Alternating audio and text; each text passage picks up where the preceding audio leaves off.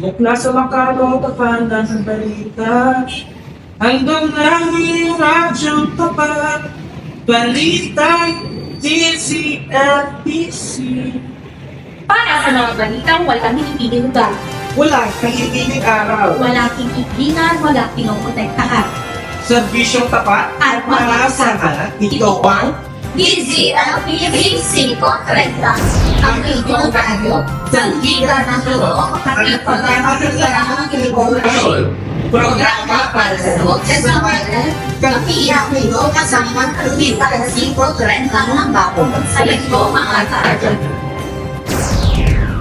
mula sa Organisasyon ng Bayan at mga balitang dapat ninyong malaman. Lokal, nasyonal at internasyonal, lahat ng kaganapan ay aming tutukan. Walang makaliligtas sa aming masusing pag-uulat. Maasapan mga sila para pag-adi ng sendong pagit. DZLPVC Kontrenta, Rancolente, Nagalisom Servisyong Kuno. Mula sa halipiran ng Argumente, DZLPC 530. Ito ang boses ng bayan at tagapagbantay ng katotohanan. Narito ang inyong mga tagapagbalita. Magandang araw, Luzon, Visayas at Mindanao, pati na rin sa ating mga karating bansa. Ito ang inyong lingkod, Las Joshua Hernandez. At inyong kasama, Ronald Castor. Ito na ang mga pangunahing balita sa araw na ito. Trump, kinonfront ang bisitang South African President. Bahagi ng Sierra Madre sa Isabela na kaligna dahil sa operasyon ng minahan. 4 na rakang Tempo Workers Chinese Spies, DICT, mag-iimbestiga. 4 na magkakapatid, tilbog sa 748,000 na shabu sa Bataan. Naging mahinahon naman ang South African President kung saan ipinuno ito ang mga minority out of government parties na siya sa likod umano ng nasabi. Sa ginawang pulong sa Oval Office ay ipinakita ni Trump sa Pangulo ng South Africa ang video ng hate speech at genocide laban sa mga white South African farmers. Kinakusahan ni Trump si Ramaphosa na kinumpiska ang mga lupain ng white farmers at kanila itong pinampamatay.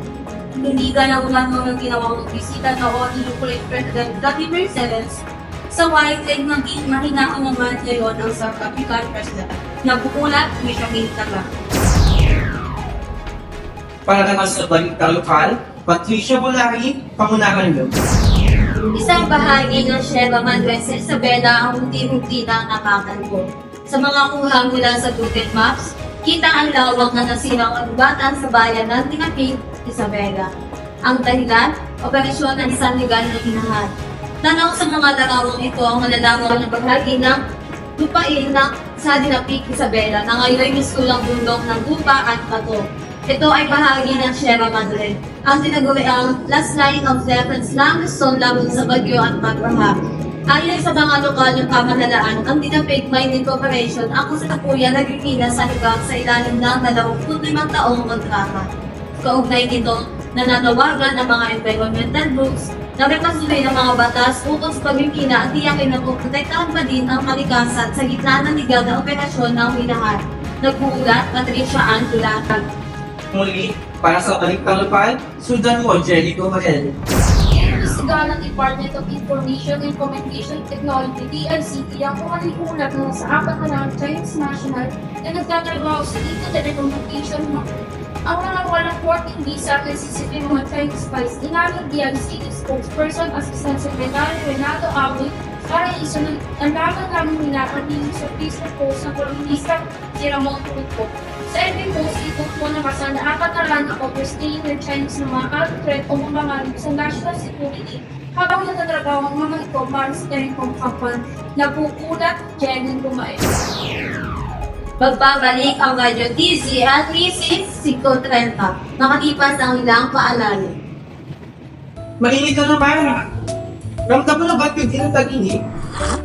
Ngayong tag-init, tandaan, iwasan ang kids mo. Uminom ng 8 basong tubig o higit pa sa bawat araw.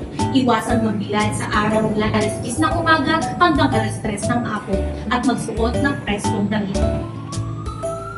Kapag naramdam ka ng hilo, malalaman ng mata at mag-init ang katawan, Baka heat stroke yan. Kaya naman agad na maghanap ng malamig na lugar at minom ng tubig. Kaligtasan mo, uunahin natin. Ito po ang paalala mula sa Radyo DZLTC 530. Kasama mo sa bawat init ng panahon, mag-ingat at manatiling presko. Ang oras ngayon ay ganap na 15 minuto makalipas ang alas 5:30 ng hapon. Patuloy kayo ng inig sa DZL Analisis 530. Para naman sa malit ng pananitigan, Ronaldin ng Houston, inulang-ulan. 4 na magkakapatid at 2 kasamahan ng arestado sa bypass operation sa Barangay Kataning, Bataan noong Mayo 18 bandang alas 3:15 ng hapon. Ayon sa PIDEA Bataan, nakumbista sa kanila ang 110 na gramo ng hindi nalang shabu na nagkakahalaga ng 748,000, 6 na sachet ng droga, isang Android phone at bypass money. Ang mga suspect ay sina Alias Aning, 12 taon, Rara, 37, Rolly, 33, Ali, 29 na taong gulang, kasama sina Alias Ann at Rodon. Isusunod kayo sa PIDEA Region 3 ang mga ebidensya para sa pagsusunod. Nakakarap sila sa kasong non-violable sa ilalim ng Section 526B ng Republic Act 9165. Naguulat, Ronald Augusto. Para naman sa showbiz balita, bawal parodas, ichika mo na. Chika Ping, mga showbiz, Cristel Pulgar, proud virgin until marriage. Totoo nga ba? Pinagpagman ni Cristel Pulgar sa panayam kay Tony Gonzaga noong May 18, 2025 na hindi siya virgin hanggang sa kasal nila ng Koreanong negosyante na si Ha Soo-hyuk noong May 18 sa Seoul. Si Hyuk ang una at ang naging boyfriend niya. At ang unang halik pa lang nila ay nangyari noong engagement nila noong February 28. Ani ba ni Cristel? Gusto ko kasi i-reserve yung sarili ko buong-buo para sa kanya. Pinuri niya ang classic at respetadong manliligaw ni Hyuk na kalaunay nag-convert sa Iglesia ni Cristo. Wala lang siyang pagsisisihan sa pagiging single ng matagal. May life naman po talaga, Ali Bonilla. Isang inspirasyon si Cristel sa mga naniniwala sa tamang pag-ibig, pasensya, pananampalataya at respeto. Nagbubulat, Mawan Panotis.